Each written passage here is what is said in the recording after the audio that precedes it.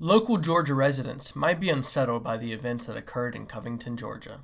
In July of 2019, reports broke that the Covington-based BD Bard plant was releasing over 10 micrograms per cubic meter of an extremely unhealthy toxic gas known as ethylene oxide since the early 1960s. This is well over the threshold of the recommended safe amount that is allowed to be released by facilities located in Georgia. Ethylene oxide is a dangerous gas that has been proven to have correlation with an increase of habituating several diseases, notably including cancer.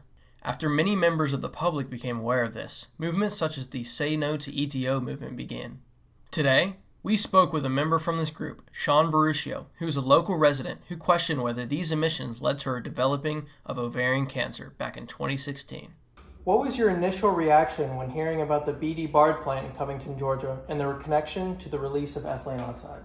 Well, first I had to kind of research what ethylene oxide was.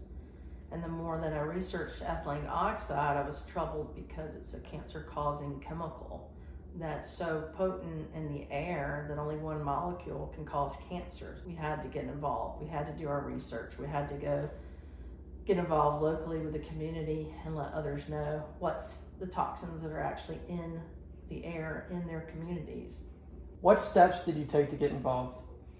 First step we took is we contacted the local community, the city hall, the council members, the mayor of Covington to let them know that we were concerned about what we were reading in the press about the ethylene oxide that was coming out of this plant in Covington.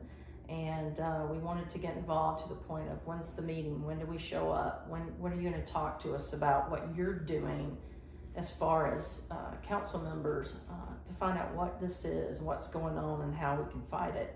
So we would attend city council meetings, commissioner meetings. We decided to organize and create the group Say No To ETO Covington. So once we got involved that way, we would go and let the community know what was going on. We stay involved. We would hit the streets. We would have our signs saying, do you know what ethylene oxide is? Do you know that ethylene oxide is leaked out of this particular facility? This is the city council meetings. Please show up. We just got the community involved, and we stayed on it. We put pressure on it. Where does the situation regarding the BD Bard plant stand now? Supposedly, haven't had the proof to really see that this has been done, but they have supposedly fixed a lot of the problems they had, which was older equipment, different valves that needed to be replaced so that it would not emit this gas through the air. And our concern was for the employees that work there, are they getting exposed as well as the community? So they are still operating as of now. So we will keep researching and keep our eyes on them very closely. What would you recommend people to do if something like this occurs again?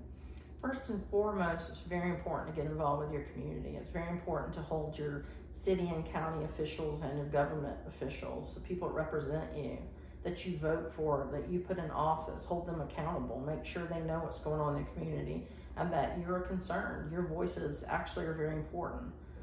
Don't shut up, keep up doing, putting the pressure on them is very key, and stay involved. Put pressure on your local officials is pretty much my best advice, and educate yourself. Educate yourself on these things. Know what the chemical is, know what it's capable of doing, do your research, make sure you know what you're talking about before you tell people. Make sure you have your P's and Q's together, but stay involved, stay on top of it.